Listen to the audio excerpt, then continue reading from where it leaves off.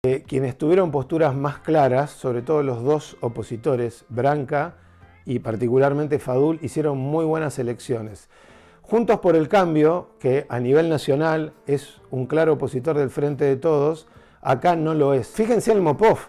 ¿Quién le puede creer a Mónica Urquiza que está en contra de las reelecciones cuando Ernesto Loeffler está atornillado al Superior Tribunal de Justicia y al lado está Damián Loli Loeffler, legislador desde el año 1999, que seguramente el año que viene se va a presentar? Esta experiencia de la elección estatuyente me parece que debería ser un aprendizaje para los partidos políticos de cara al año que viene.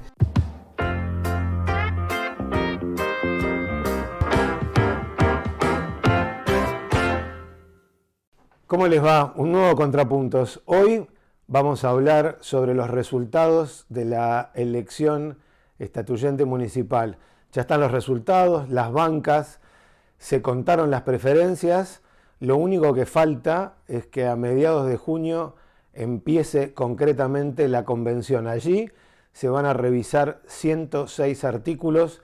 Algunos se anularán, otros se reformarán, otros se cambiarán definitivamente y dejará de ser aquella carta orgánica que empezó a sesionar a principios de diciembre de 2001 y que se terminó aprobando a principios, más precisamente en abril del 2002. Gabriel. Bueno, ¿qué tal? Podríamos empezar haciendo un análisis, aunque ya han pasado varios días de la elección, de ganadores y perdedores, ¿no? ¿Cómo se posicionó cada fuerza de las que participaron en estos comicios? Uno podría decir que, en términos numéricos, además es irrefutable, el partido o el frente comandado por el intendente Walter Boto ganó las elecciones. Eso es indudable desde los números y también desde las bancas que consiguió, que fueron 5, ¿no? Fueron 5. Claro, recordemos que cuando Jorge Garramuño, siendo intendente, convocó al estatuyente municipal, era el intendente, obtuvo 4 bancas. Desde esa perspectiva, que Boto obtuvo 5, uno podría decir que en términos comparativos objetivos, numéricos, hizo una mejor elección que Garramuño en su momento. Sí, igual eran escenarios diferentes, ¿no? Recordemos que en el momento de Garramuño no había carta orgánica. Lo que se estaba tratando era justamente salir de la ley de municipalidades y redactar una carta orgánica. Ahora hay una carta orgánica y se intenta reformar. Y yo creo que la expectativa que había, incluso dentro de la propia coalición oficialista respecto de estos comicios, si bien ganaron, no lograron las bancas suficientes para tener una mayoría propia que les asegure la posibilidad de una reelección. Creo que eso también hay que decirlo. Sí, aclaremos esto. Como hay 14 convencionales ya electos, la mayoría absoluta se logra con 8. Lo que decía Gabriel recién es, sí, Ushuaia, que fue esta alianza transitoria que se conformó, obtuvo 5 bancas, se suponía, la proyección inicial es que la elección iba a terminar con un resultado de 6, 7, los más optimistas decían que podían sacar 8 bancas incluso, terminaron sacando 5. Eso no quiere decir que armen alianzas apenas empiece la convención y que logren para determinados artículos, para la presidencia y para el reglamento, quizá los 8. Lo puede lograr más Ushuaia o esos 8 más lo pueden lograr otro de los espacios. Y hay que ver qué pasa respecto de la reelección, si logran esa mayoría para la reelección. Lo que yo plantearía como interrogante es también si el intendente va a insistir con la reelección. ¿Podría darse un escenario posible de un intendente abriendo la convención o antes de que empiece en las próximas horas diciendo, miren, para que quede claro, no voy por la reelección y decida por otras estrategias, o es ciencia ficción esto que estoy planteando? No, o puede empezar no hablando de la reelección y si en el transcurso de la convención se juntan las voluntades, vieron que estos procesos legislativos funcionan como un partido de béisbol, que de repente no pasa nada y de repente están todos corriendo y llenan las bases. Es muy difícil aventurarse. Lo cierto, como repasaba Gabriel Ramonet recién, más Ushuaia logró 5 bancas de las 14. La segunda fuerza fue Somos Fueguinos, encabezado por la histórica candidata Liliana Chispita Fadul. Que creo que hizo una gran elección, tampoco se puede negar eso, ¿no? Claro, obtuvo 3 bancas por encima de Juntos por el Cambio. Quizá el mayor logro de Somos Fueguinos es de transformarse en la fuerza más opositora al oficialismo, ya que Juntos por el Cambio, encabezado por Ramiro Requejado, solamente obtuvo 2 bancas. Allí hubo una sorpresa, ellos mismos incluso pensaban que iban a hacer una mejor elección. Entonces, el oficialismo municipal obtuvo 5, Somos Fueguinos, liderado por Fadul 3, Juntos por el Cambio, una fuerza nacional que tiene legisladores, estamos hablando de Ciurano y de Martínez Allende, solamente 2. Digo solamente 2 porque la expectativa estaba puesta quizá en obtener más bancas y fueron superados por la alianza, por el partido encabezado por Liliana Chispita Fadul, y después 4 fuerzas obtienen una banca cada una. Sí, ahora vamos a hablar de esas porque también tuvieron un resultado importante. Lo de Juntos por el Cambio estoy totalmente de acuerdo, ellos mismos esperaban más. Ahora, respecto del discurso que tenían sobre el intendente Woto, la fuerza mayoritaria, son posturas muy tomadas de antemano, ¿no? Uno, quiero decir, concretamente, no ve, después en política todo puede suceder, pero que algún convencional de Juntos por el Cambio o alguno del partido de Chispita Fadul termine votando el artículo de la reelección.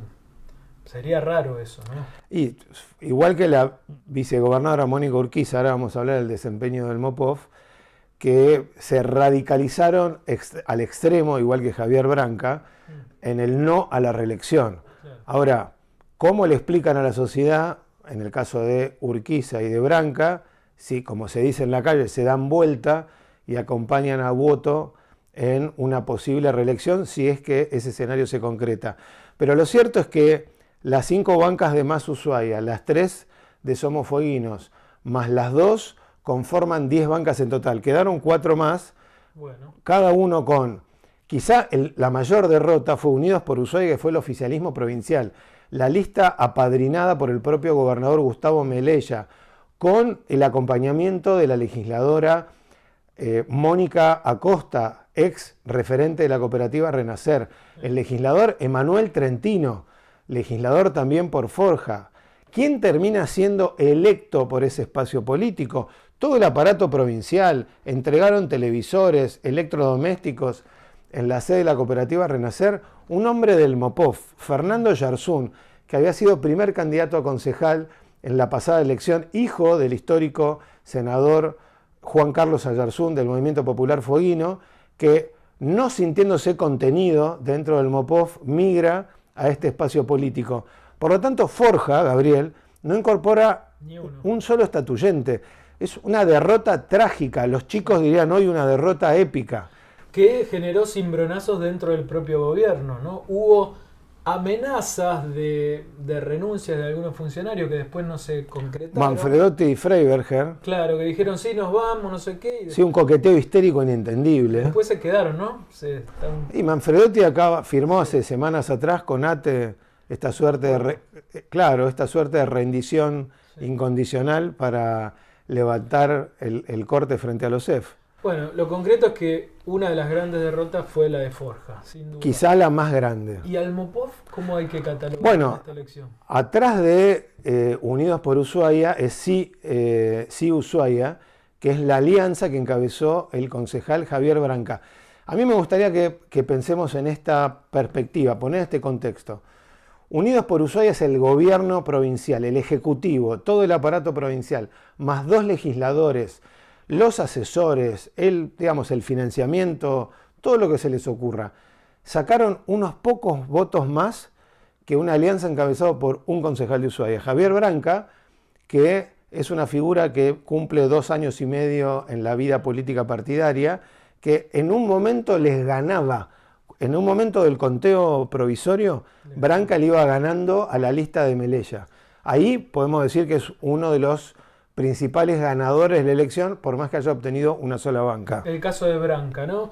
Un concejal con un recorrido político extraño también, porque él llega a su banca aliado con el intendente o dentro de la fuerza del intendente. De la mano del Partido Verde. El Partido Verde después se separa y termina siendo su principal opositor. Es quizá uno de los junto con Ricardo Garramuño y Liliana Fadul. Y Fadul son los principales opositores. Bueno, igual con esa pequeña estructura logra una banca y fue un buen resultado para Branca también.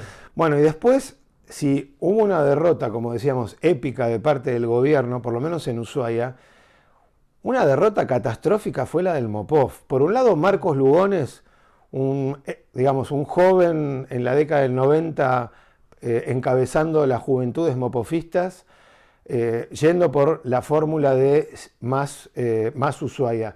Después Fernando Yarzún, que como contamos no se sintió contenido por este MPF vinculado directamente con la familia Loeffler, sometido a los destinos de Urquiza y del legislador Villegas, que generó la expulsión porque decidió irse y triunfar por afuera. Estamos hablando de Fernando Yarzún. Y la propia vicegobernadora que compitió contra miembros del gabinete de Melella, que ella forma parte del gobierno. Una locura, en términos, la gente no entendía, son gobiernos juntos, van por aquí en separado. Melella, acordate, Gabriel, bancando la posible reelección de Woto. Urquiza, compañera de fórmula, o sea, cuando Melella se va de la provincia, quien gobierna Tierra del Fuego es Urquiza. En el mismo acto que el presidente Alberto Fernández bendijo la reelección de Melella y de Woto, al lado estaba sentado Urquiza. Bueno, me acordaba de ese acto la foto de ese acto es la síntesis de lo que recién decía Guillermo, un acto donde estaba el presidente de la Nación, a su derecha el gobernador Melella, a su izquierda Woto, ambos hablando de las reelecciones convenientes, o sea, el presidente bendiciendo la reelección de Melella y la de Woto, y un poco más a la izquierda, un poco más solitaria, era un acto premonitorio, estaba la vicegobernadora Urquiza en contra de la propia reelección que estaba auspiciando el presidente. Sí, los chicos dirían, en tu cara dijeron, queremos que sean reelectos, y la campaña de Urquiza se basó en el no a la reelección y al no atornillarse los cargos. Bueno, si fue una derrota épica la de Forja, fue una derrota catastrófica del Mopov, que no quedó último por muy pocos votos, a raíz de otro espacio político nuevo, relativamente nuevo, que fue Republicanos Unidos, que casi logra el 7%, y Agustín Coto ingresó como primera autoridad electa pública que tiene ese espacio político, que venía a participar de las elecciones a diputados y que por primera vez logra coronar. Yo me animaría a decir que si bien ganó el oficialismo municipal, obtuvo 5 bancas, ahora el desafío que tienen es ver si pueden negociar o acordar con otras fuerzas para tener mayoría dentro de la convención o para determinados artículos. Eso estará por verse. Hay 2 claros perdedores, que es el oficialismo provincial, vos corregime, Gabriel, que no logró incorporar ni la única banca, porque la termina obteniendo Fernando Oyarzún, de origen en el Mopov, y el propio Movimiento Popular Fueguino en un proceso de fragmentación que vaya a saber cómo va a terminar de aquí al 2023, y 3 fuerzas que hicieron una muy buena elección. Somos Fueguinos, que terminó siendo la principal fuerza opositora. Somos Fueguinos es Liliana Chispita Fadul, una muy buena elección del concejal en Soledad, Javier Branca, y de Republicanos Unidos. Y en un empate con gusto a poco, uno podría pensar, Juntos por el Cambio, que si bien no perdió, hizo una elección muy por debajo de la expectativa que tenían, pensando que quizá el año que viene tienen ellos mismos la expectativa de ser gobierno nacional, gobernar varias provincias argentinas y que quieren disputar todos los cargos provinciales. La verdad que si uno extrapola o traslada el resultado de Juntos por el Cambio en esta elección municipal, de aquí al año que viene van a tener que sentarse a revisar cuál es su estrategia. Bueno, es un dato lo de los libertarios, ¿no? Porque uno podría decir que está la mano nacional de Milei ahí, es decir, alguien o muchos de los que votaron a este partido lo habrán hecho también porque van a votar a Milei como presidente. Es una opción. Es una posibilidad. Lo que me gustaría charlar también es lo que posiblemente ocurra con la estatuyente, o sea, qué escenarios se pueden dar. Este escenario de lo que algunos postularon, abramos la estatuyente para después cerrarlo porque la única intención era la reelección y no hay que discutir nada, ¿es posible? Bueno, es una posibilidad. Hasta el momento que estamos grabando este capítulo de Contrapuntos, ya hay varios estatuyentes electos que anticiparon que quieren trabajar en la convención y quieren proponer ideas. Ahora, es la oportunidad de Fernando Yerzún de lucirse, de Agustín Coto de presentar sus ideas en público. Si abren y cierran su escenario, las cámaras que se van a prender van a durar segundos, contra la posibilidad de estar debatiendo meses, llevando ideas, contraponiendo propuestas. Digo, poniendo prensa, mostrándose. Sería un contrasentido para estas figuras que quieren crecer, que son probablemente las dos figuras más jóvenes. Miriam Kanga, que terminó desplazando por preferencias a Viviana Guglielmi, digo, ¿van a perderse esa oportunidad de hacer política en el buen sentido para contraponer la expectativa del intendente? Yo creo que no. Igual en política todo puede suceder. Lo que tenemos que empezar a pensar de aquí en adelante es qué tipo de carta orgánica va a terminar surgiendo después de este proceso de reforma, Gabriel. Sí. No tenemos una mala carta orgánica, tenemos una buena carta orgánica perfectible, tenemos una buena carta orgánica que en algunos temas quedó desactualizado porque sobre todo el avance de los derechos civiles, sociales y políticos de las mujeres ha sido el más importante en el mundo, no solo en la Argentina, en las últimas 2 décadas. Digo, nada avanzó tanto como los derechos de las mujeres y todavía estamos lejos del techo. La Carta Orgánica 2001-2002 no lo refleja. Bueno, hay muchas cuestiones que revisar. Sí, yo estaba pensando en eso, ¿no? Vos participaste activamente de la redacción de la Carta Orgánica. ¿Es necesario reformar muchos artículos? Los 106 que se plantean, algunos deberían quedar como están. ¿Cuál es tu opinión ya como especialista? A mí me gustaría hablar más de principios en lugar de artículos. Creo que la próxima Carta Orgánica no puede tener menos participación, no puede tener menos transparencia, no puede tener menos control. Digo, pónganle los artículos que quieran ponerle, pero hay que ir hacia un sistema de más participación de la sociedad de Ushuaia, mayores controles, pero no necesariamente institucionales, y sobre todo tiene que estar más atravesada por la cuestión ambiental. El turismo seguramente tiene que estar. El desafío es cómo lo escriben.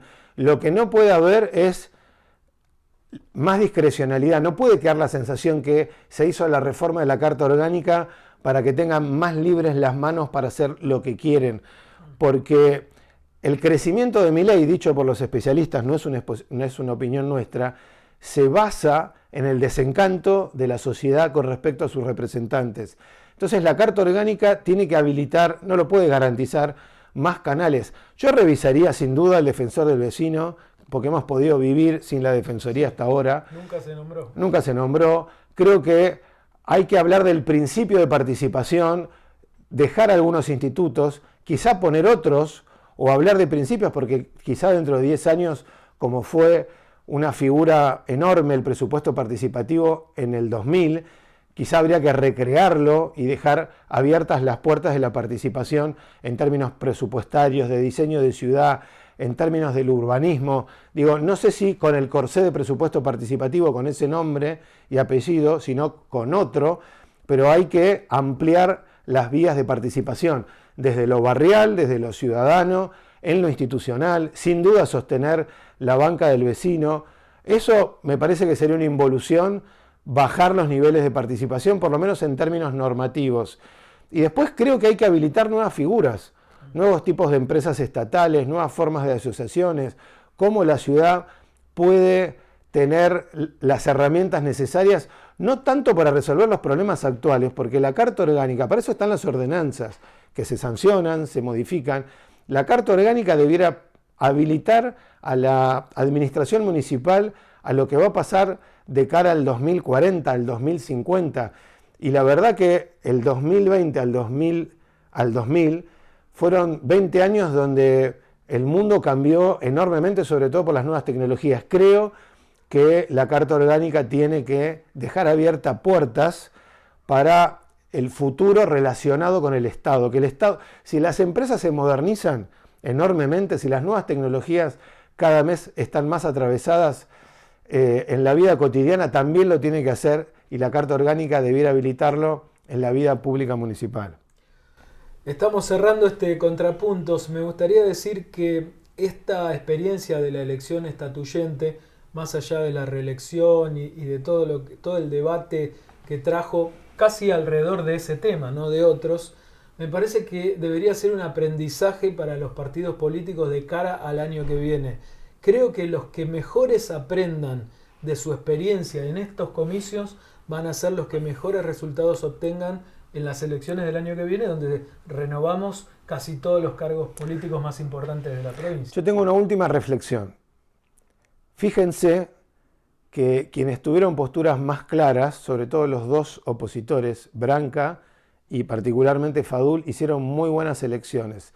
Juntos por el Cambio, que a nivel nacional es un claro opositor del Frente de Todos, acá no lo es. Acá juegan una suerte de consenso, no critican al municipio y sobre todo tiene una suerte de alianza estratégica con el gobierno. No les fue bien jugando a ser opositores tenues. Digamos, los disfraces de opositores no funcionaron. No le funcionaron. Fíjense el Mopov. ¿Quién le puede creer a Mónica Urquiza, que está en contra de las reelecciones ni al atornillarse en los cargos, cuando Ernesto Loeffler está atornillado al Superior Tribunal de Justicia y al lado de Pablo Villegas, otro en contra de los atornillados en el poder público, está Damián Loli Loeffler, legislador desde el año 1999, que seguramente el año que viene se va a presentar? Y digo, Villegas y Urquiza, cuando el año que viene Loeffler sea candidato, ¿van a estar en contra de los cargos atornillados? Por eso la gente no les creyó, básicamente. Sí, por eso decía que el que mejor sepa leer los resultados de esta elección y sepa posicionarse tanto en su discurso como en su acción, mejor desempeño va a tener el año que viene. Les agradecemos mucho por acompañarnos en cada capítulo de Contrapuntos TDF. Hasta la próxima.